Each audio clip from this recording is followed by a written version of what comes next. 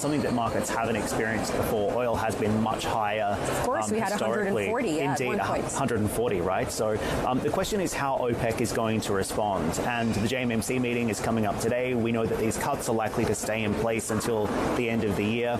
The big question, though, I think, is what happens with the Saudi cut and whether or not we're going to see an unwind in Q1 or beyond as 2024 gets underway.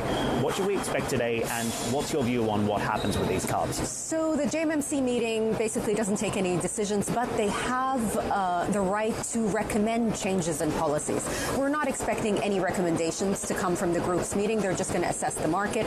As you understand, the 2 million barrel per day cut for the group lasts until the end of 2024. That's going to be in place. On top of that, you have the 1 million barrel per day lollipop cut from Saudi Arabia and the 300,000 cuts of exports from Russia. So those need to be unwound first before we talk about the group's cut.